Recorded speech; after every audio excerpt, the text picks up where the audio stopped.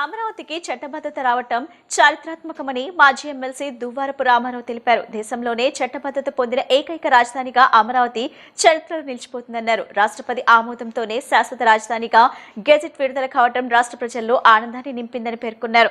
గతంలో జగన్ అమరావతిని రాజధానిగా సమర్థించినప్పటికీ తరువాత 3 రాజధానుల ప్రతిపాదన తీసుకురావడం జరిగిందన్నారు. శాశ్వత రాజధానిగా అమరావతికి చట్టబద్ధత రావటంలో తమ కృషి కూడా ఉందని చెప్పారు. కృష్ణానది తీరంలో రాష్ట్రానికి మధ్య ప్రాంతంగా అమరావతిని ఎంపిక చేయటం ప్రత్యేకంగా నిలిచిందని వివరించారు. అమరావతి రాజధానిగా చట్టబద్ధత రావటం అనేది ఒక చారిత్రాత్మకం. దేశంలోనే చట్టబద్ధత పొందిన రాజధానిగా ఏకైక రాజధానిగా అమరావతి చరిత్రలో నిలిచిపోవడం దాంట్లో ఎటువంటి సందేహం లేదు. ఈ రోజున ఏదైతే రాష్ట్ర ప్రజలు ఆశించారో అటువంటి అమరావతి ప్రజల రాజధానిగా ఈ రోజున అందరూ కూడా చాలా ఆనంద సంతోషాలు వ్యక్తం చేస్తున్నారు. నిన్న ఎప్పుడైతే రాష్ట్రపతి ఆమోదం పొందిన తర్వాత గెజిట్ నోటిఫికేషన్ వచ్చిందో అమరావతి ఒక చరిత్రలో ఒక ఉన్నతమైన స్థానం పొందుతుంది అనటంలో ఎటువంటి సందేహం లేదు. 2014-19 ఏదైతే అప్పుడు కూటమి ప్రభుత్వం అధికారులు ఉన్నప్పుడు మాన్యశ్రీ ముఖ్యమంత్రి చంద్రబాబు గారు ఉన్న సమయంలో అమరావతిపై అసెంబ్లీలో డిస్కషన్ నడుస్తున్న సమయంలో అప్పుడు ప్రతిపక్ష నాయకుడు ఉన్న జగన్మోహన్ రెడ్డి గారు అమరావతి రాజధానిగా స్వాగతిస్తూ అప్పుడు కొద్ది భూమి అయితే సరిపోదు, సుమారుగా 30,000 ఎకరాలు ఆ రోజున రాజధానికి ఉండాలని చెప్పడం కానీ లేకపోతే ఆ రోజున డిస్కషన్ని సపోర్ట్ చేయడం కానీ మనందరికీ తెలుసు. మరి ఈ రోజున ఆయన యొక్క వైఎస్ఆర్సీపీ నాయకుల ప్రవర్తన మనం చూసినట్టయితే 2019-24లో అధికారంలోకి వచ్చిన తర్వాత ఏదైతే అమరావతిని ఆ రోజున రాజధానిగా స్వాగతించారో అదేవిధంగా ఆ రోజున నేను ఒక ఇంటి నిర్మాణం కూడా చేసుకుంటాను అమరావతి ప్రాంతంలో అని చెప్పి ఆయన అమరావతి రాజధానిగా గౌరవించారు. పేద ప్రజలకు నాణ్యమైన ఆహారాన్ని సమృద్ధిగా అందించడమే అన్నా క్యాంటీన్ల ముఖ్య ఉద్దేశమని ఎమ్మెల్యే బోండా ఉమ తనయుడు టీడీపీ యువనేత సిద్ధార్థ అన్నారు. నియోజకవర్గంలో రానున్న రోజుల్లో కూడా ఇదే ఉత్సాహంతో మరిన్ని అన్నా క్యాంటీన్లను ప్రారంభించి ప్రజలకు మరింత చేరువుగా సేవలు అందించేందుకు కృషి చేస్తామని తెలిపారు. అన్నా క్యాంటీన్లో నూతనంగా నియమితులైన కమిటీ సభ్యులను ఆయన అభినందించారు. విజయవాడ సెంట్రల్ నియోజకవర్గంలోని 27వ డివిజన్ గులాబీ తోట సాంబమూర్తి రోడ్లో ఉన్న అన్నా క్యాంటీన్లకు ప్రభుత్వ విప్ సెంట్రల్ నియోజకవర్గం శాసనసభ్యులు బోండా మహేశ్వరరావు తనయుడు బోండా సిద్ధార్థ సందర్శించారు. ఈ సందర్భంగా అన్నా క్యాంటీన్లో నూతనంగా నియమితులైన కమిటీ సభ్యులను సత్కరించి వారికి బాధ్యతలు అప్పగించారు. అనంతరం పేదలతో కలిసి ₹5 టికెట్ భోజనం తీసుకుని వారి అభిప్రాయాలను తెలుసుకున్నారు. ఈ సందర్భంగా బోండా సిద్ధార్థ్ మాట్లాడుతూ విజయవాడ సెంట్రల్ నియోజకవర్గంలో ప్రజలకు దగ్గరగా ఉండాలనే లక్ష్యంతో అన్నా క్యాంటీన్లను విస్తృతంగా ఏర్పాటు చేస్తున్నామని తెలిపారు. తక్కువ ధరకే మంచి నాణ్యతతో సమృద్ధిగా ఆహారం అందించడమే అన్నా క్యాంటీన్ల ముఖ్య ఉద్దేశమని ఆయన తెలిపారు. ముఖ్యంగా అల్పాహారం భోజనం కేవలం ₹5కి అందించడం ద్వారా పేద మధ్యతరగతి ప్రజలకు ఎంతో ఉపశమనం కలుగుతుందన్నారు. గత 5 ఏళ్లలో అన్నా క్యాంటీన్లు నిలిచిపోయిన పరిస్థితి ఉన్నప్పటికీ ఎన్డీఏ కూటమి ప్రభుత్వం అధికారంలోకి వచ్చిన తర్వాత సీఎం చంద్రబాబు నాయుడు నాయకత్వంలో మళ్లీ ఈ అన్నా క్యాంటీన్లు పునఃప్రారంభమై ప్రజలకు అందుబాటులోకి వచ్చాయని వివరించారు. అన్నా క్యాంటీన్లో ఆహారం నాణ్యతపై ప్రత్యేక శ్రద్ధ తీసుకుంటూ తరచూ ఆకస్మిక తనిఖీలు నిర్వహిస్తున్నామని తెలిపారు. ఈ కార్యక్రమంలో టీడీపీ రాష్ట్ర కార్యదర్శి division incharge Navaneetham Sambasivarao, VMC estate officer Sridhar, DE Ramakrishna, division అధ్యక్షులు దాసరి జయరాజు, గుడివాడ దీపక్, బత్తుల శివ, శనగశెట్టి శివబాబు తదితరులు పాల్గొన్నారు. విజయవాడ సెంట్రల్ నియోజకవర్గంలో గౌరవ ప్రభుత్వ విప్ ఎమ్మెల్యే బోండా ఉమా గారి సహకారంతో విజయవాడ సెంట్రల్ నియోజకవర్గంలో మనం ఎన్నో చోట్ల చాలా ఆనందంగా ప్రజలకు దగ్గరగా అన్నం పెట్టే అన్న క్యాంటీన్లు దాదాపు 2024 ఎన్నికల తర్వాత ఎన్నో చోట్ల మనం ఓపెన్ చేసుకోవడం జరిగింది.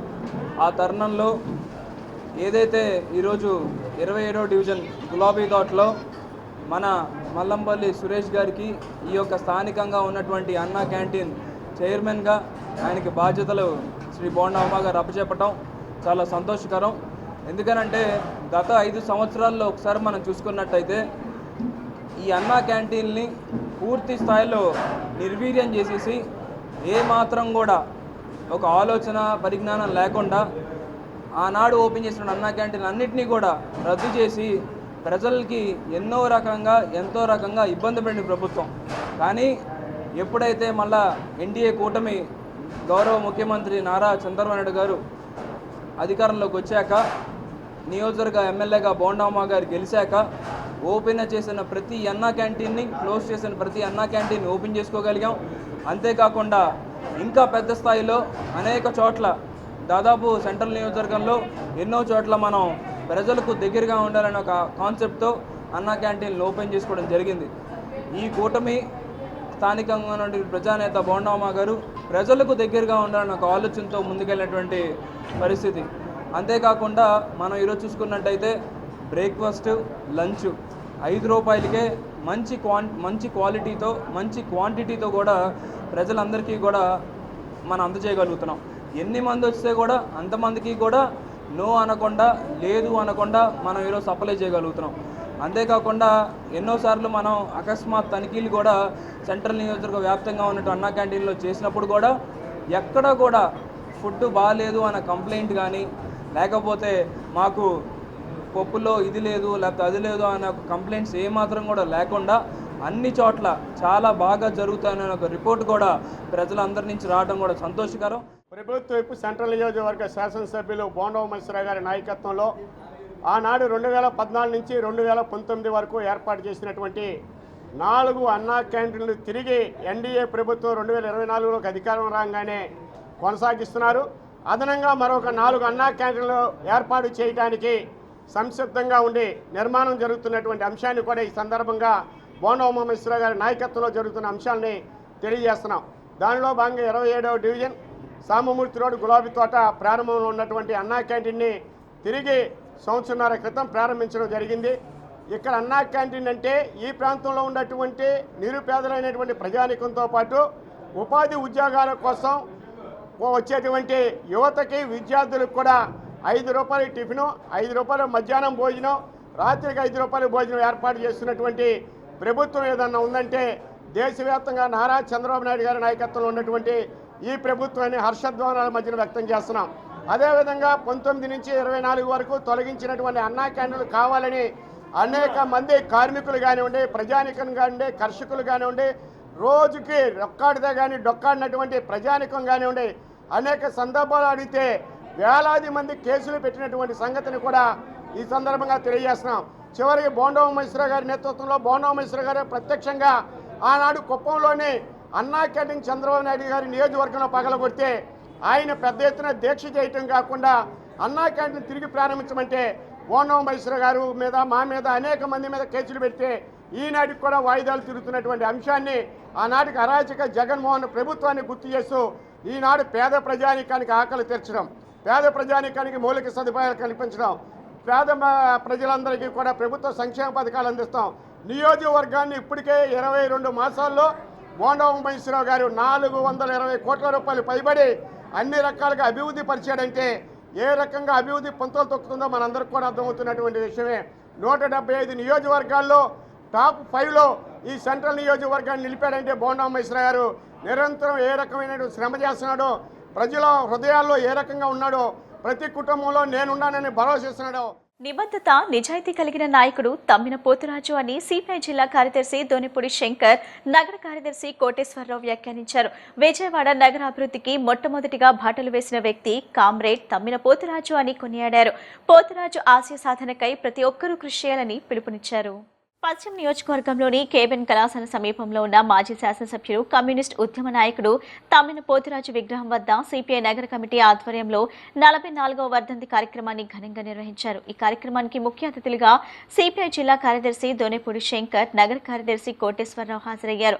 ముందుగా పోతురాజు విగ్రహానికి పూలమాలలు సమర్పించి నివాళులర్పించారు. ఈ సందర్భంగా నాయకులు మాట్లాడుతూ విజయవాడ నగర అభివృద్ధికి తొలి అడుగులు వేసిన గొప్ప నాయకుడు, భారత కమ్యూనిస్టు పార్టీ ఉద్యమానికి పునాది వేసిన నిలబెట్టిన అమరజీవి కామ్రేడ్ తమ్మిన పోతురాజు అని కొనియాడారు.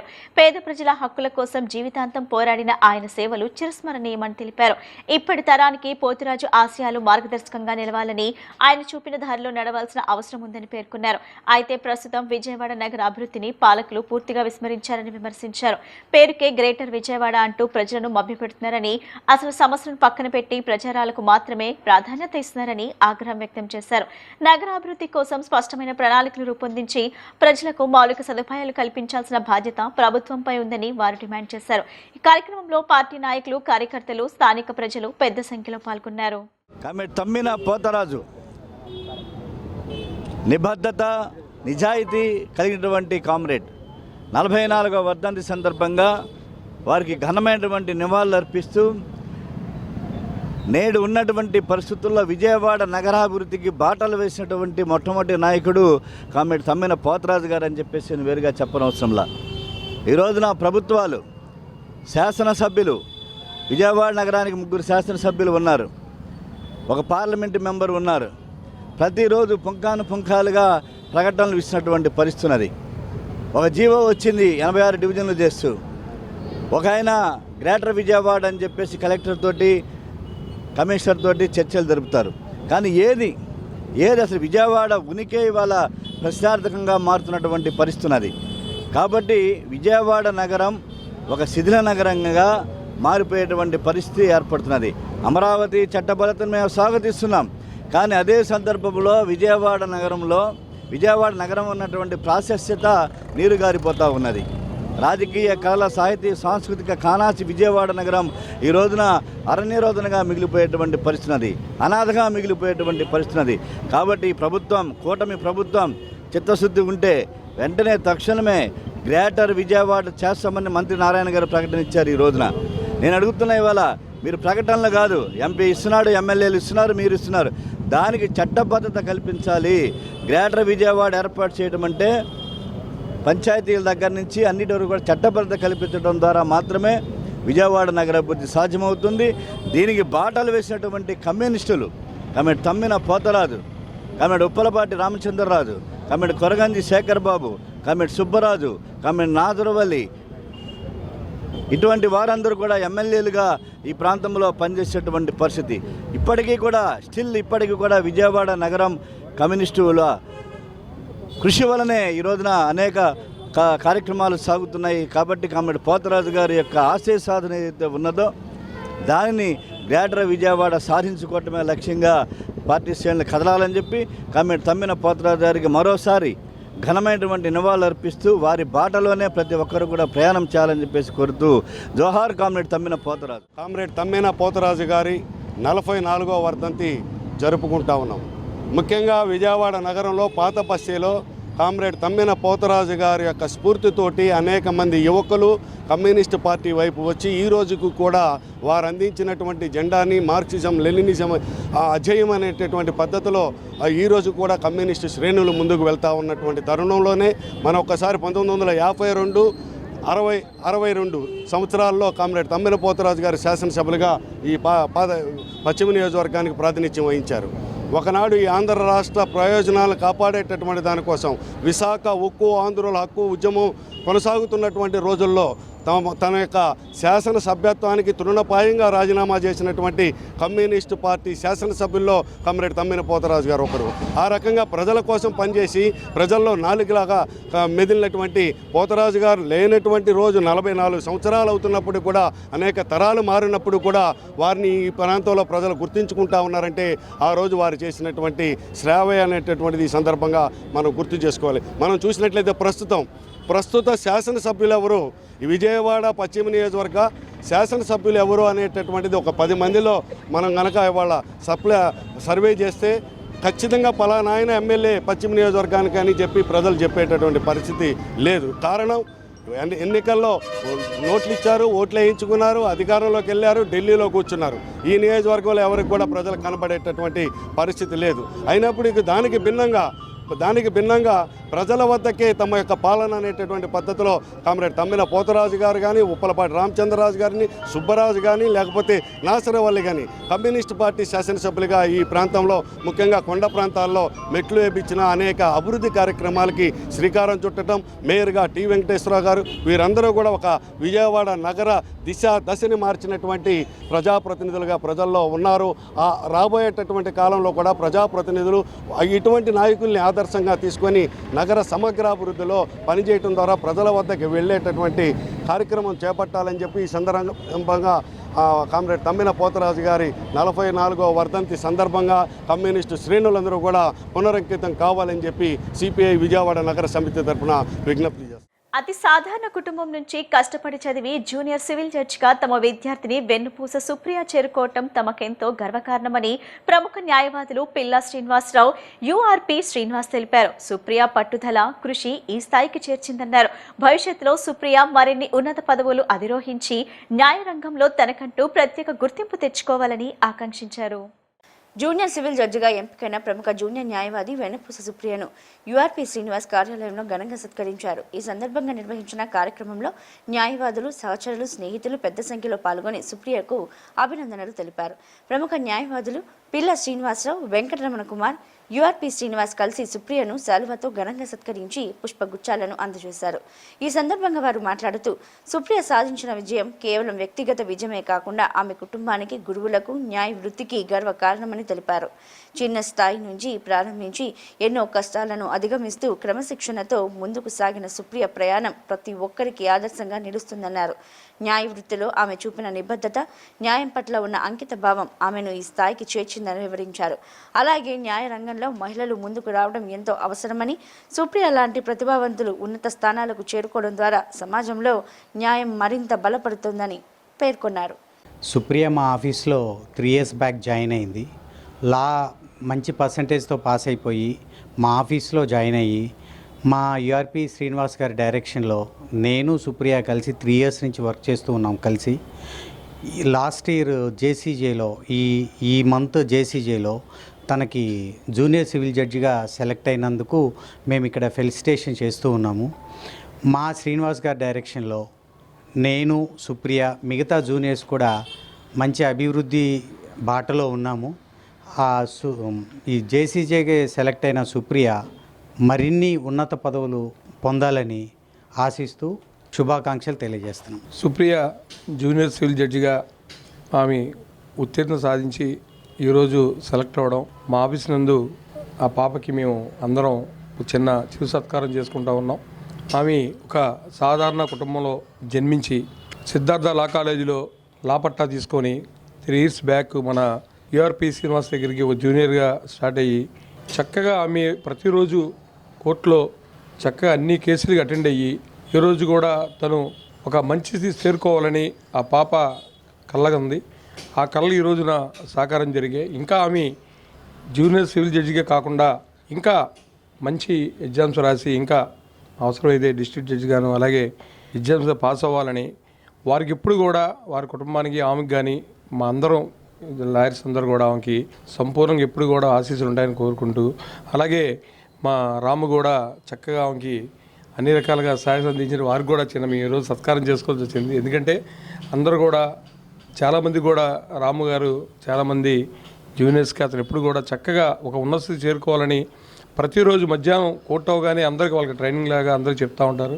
అలాగే ఆమె కూడా తను ఎన్నికైన జూనియర్ సివిల్ జడ్జిగా ఇంకా అక్కడ కూడా మంచి పేరు ప్రఖ్యాతి సంపాదించుకోవాలని మనస్ఫూర్తిగా కోరుకుంటా ఉన్నాను. చంద్రన్న బీమా పథకాన్ని పునరుద్ధరించాలని లోక్సత్తా రాష్ట్ర అధ్యక్షుడు భీశెట్టి బాబ్జీ ప్రభుత్వాన్ని కోరారు. గతంలో చంద్రబాబు ప్రభుత్వం అమలు చేసిన ఈ బీమా పథకం పేదలకు ఎంతగానో ఉపయోగపడిందని ఆయన తెలిపారు. తెల్ల కార్డులందరికీ ఈ పథకాన్ని వర్తింపచేశారని, ప్రమాదంలో గాయపడిన, తీవ్రంగా గాయపడిన, మరణించిన వారి కుటుంబాలు ఈ పథకం ద్వారా ఎంతో లబ్ధి పొందాయని ఆయన తెలియజేశారు. అయితే తర్వాత అధికారంలోకి వచ్చిన వైసీపీ ప్రభుత్వం చంద్రన్న బీమా పథకాన్ని నిర్వీర్యం చేసిందని విమర్శించారు.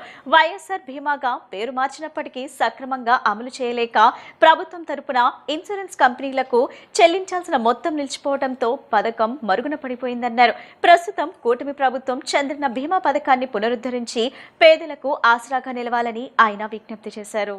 చంద్రన్న బీమా పథకాన్ని పునరుద్ధరించాలని లోక్సత్తా రాష్ట్ర అధ్యక్షుడు భీశెట్టి బాబ్జీ ప్రభుత్వాన్ని కోరారు.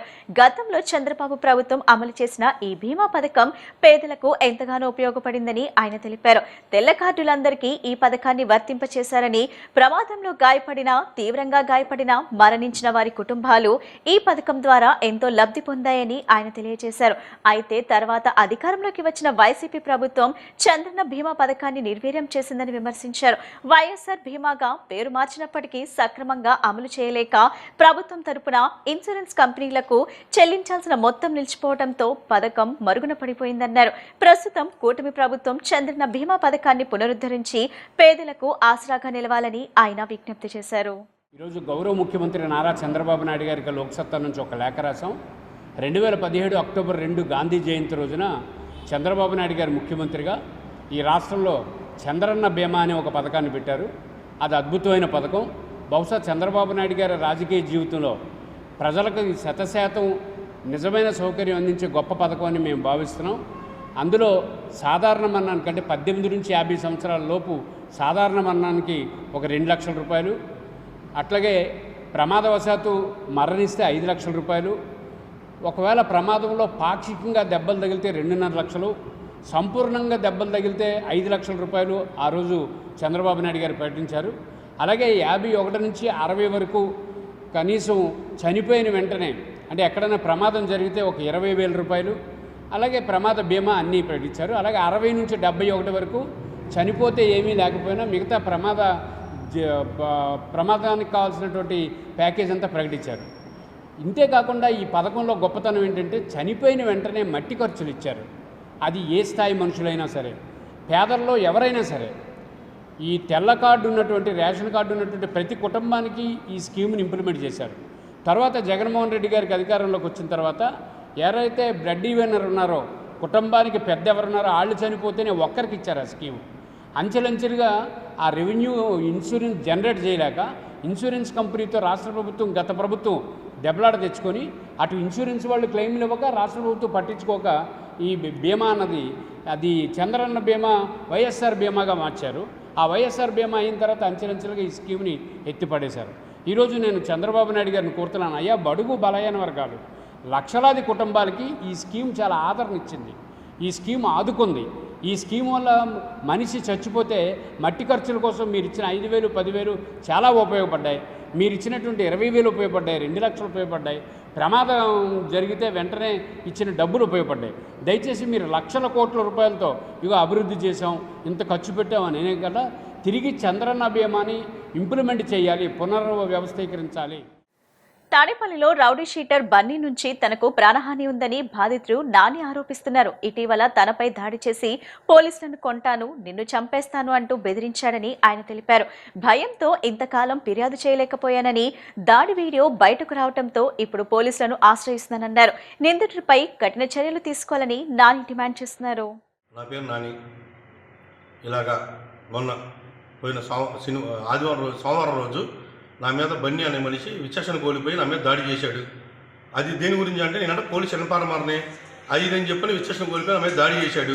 నేను భయపడిపోయి ఏమనంటే పోలీసు వాళ్ళు కొంటాను, నేను చంపేస్తా అది ఇదని చెప్పి నన్ను బెదిరించాడు. నా ప్రాణాని వల్ల నేను బయటకు కనపడలేదు ఎవరికి, నాకు ప్రాణాన్ని ఉంది వాడి వల్ల.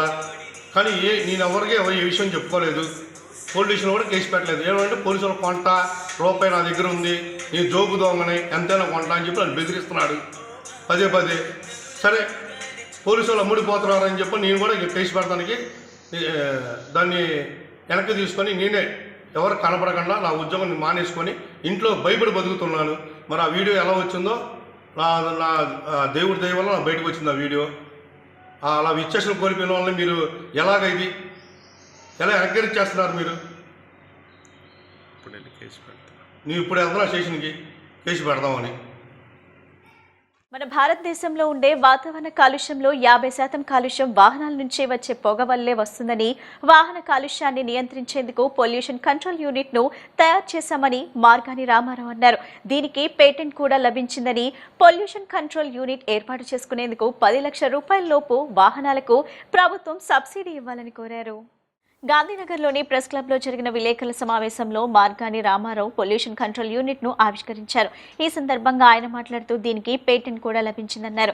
వాహనాల ద్వారా విడుదలయ్యే పొగ గాలిలో కలవటం, ఆ గాలిని మనం పీల్చడం వల్ల ఆరోగ్యంపై ప్రభావం చూపుతుందన్నారు. పొగ నుంచి వెలువడే కాలుష్యాన్ని నివారించేందుకు పొల్యూషన్ కంట్రోల్ యూనిట్ను వాహనాల ఎక్సైజ్కు బిగిస్తామని చెప్పారు. డివైస్లో ఉండే రసాయనాలు, పొగలో ఉండే కార్బన్, నైట్రేట్స్ రసాయనీకరణ జరుగుతుందన్నారు. ప్రతి ఇంజన్కు 1 సెకండ్కు 5 పవర్ స్ట్రోక్లు వస్తాయని, కొంత ఫ్యూయల్ ఉండిపోతుందని, ఎక్స్ట్రాస్లో బయటకు వస్తుందన్నారు. విశాఖపట్నంలో ఏపీ కాలుష్య నియంత్రణ మండలి సర్టిఫికేట్ ఇచ్చిందన్నారు. మార్గాన రామారావు అండి. నేను ఈ పొల్యూషన్ కంట్రోల్ డివైస్ ఇన్వెంటర్ను. దీనికి పేటెంట్ కూడా ఒక 10 నెలలు అవుతుంది. మా అమ్మాయి పేరు డాక్టర్ తులసి, నాకు మా ఇద్దరికి కలిపి ఇది పేటెంట్ ఇవ్వడం జరిగింది. ఈ డివైస్ తాలూకా ఇంపార్టెన్స్ ఏంటంటే సార్, ఇప్పుడు మనకి లారీలు, బస్సులు, కార్లు, ఆటోలు మనకి పొగ వస్తుంది. ఇంజన్ రన్ అయిన తర్వాత పొగ వస్తుంది. ఆ పొగలోని వచ్చే ఆ పొగని యాంబియంట్లోకి వెళ్ళిపోద్ది. అది మనం స్మెల్ చేయటం వల్ల మన ఆరోగ్యం మనుషులకే కాకుండా అన్ని జంతుజాలాలకి, అగ్రికల్చర్కి, మొత్తం అన్నిటికీ కూడా పర్యావరణానికి మొత్తం హాని జరుగుతుంది. అయితే ఆ పొల్యూటెంట్స్ని ఈ డివైస్కి కనెక్ట్ చేస్తాం. ఆ ఎగ్జాస్ట్ అవుట్ అయ్యేది దీనికి కనెక్ట్ చేసి ఇందులోకి వెళ్తే ఇందులో కొన్ని కెమికల్స్ ఉంటాయి. ఆ కెమికలైజేషన్ అవ్వటం వల్ల, ఆ కెమికలైజేషన్ రావటం వల్ల మనకేం జరుగుతుందంటే అండి, అందులో ఉన్న కార్బన్, నైట్రేట్స్ ఎలా న్యూట్రలైజ్ అవుతాయి. ఇందులో యాడ్బులు యూరియా బేస్డ్ లిక్విడ్ ఉంది, ఆ ఫోమ్ వస్తుంది. ఆ ఫోమ్కి అందులో ఉన్న నైట్రేట్స్ అన్నీ న్యూట్రలైజ్ అవుతాయి. అలాగనే ఇందులో సోడియం కార్బోనేట్ ఉంది, దానిలో ఫోము ఆటోమేటిక్గా అది తీరియండి, సల్ఫర్ కంటెంట్ అంతా అందులో కలెక్ట్ అవుతుంది. అలాగే ఇంజిన్ ఎగ్జాస్ట్ ఇందులో ఎంటర్ అయ్యేటప్పటికి 400 సెంటీగ్రేడ్ టెంపరేచర్తో ఎంటర్ అవుతుంది. ఆ పక్కది డిశ్చార్జ్ అయ్యేటప్పటికి 70 degrees టెంపరేచర్లో డిశ్చార్జ్ అవుతుంది. అంటే ప్రతి ఇంజన్ కండి 1 సెకండ్లో 5 పవర్ స్ట్రోకులు వస్తాయి. ఆ ఫ్రాక్షన్ 1 సెకండ్లో 5 సార్లు అది ఫైర్ అవ్వదు, కొంత ఫ్యూల్ ఉండిపోద్ది. అది హాట్ ఎగ్జాస్ట్లో పైకి వస్తుంది. అదే మొనాక్సైడ్ చాలా అన్నిటికన్నా ప్రమాదకరమైంది. ముందు అది ఏం చేస్తుందంటే తలనొప్పి, ఇరిటేషను, బ్రీతింగ్ ప్రాబ్లం. అందులో మెయిన్ అండి, కొంత ఏజ్డ్ వాళ్ళు ఉంటారు, పిల్లలు, ముసలి వాళ్ళు. మనం ఎక్కడైనా సిగ్నల్ దగ్గర ఉంటే ఆ స్మోక్ తట్టుకోలేని స్థితి వస్తుంది. అది వాళ్ళు మొట్టమొదటి ఎఫెక్ట్ అదే. కార్డియాలజీ, స్ట్రోక్స్ కూడా అదే మెయిన్. క్యాన్సర్ కూడా ఫస్ట్ ఇది మొనాక్సైడ్.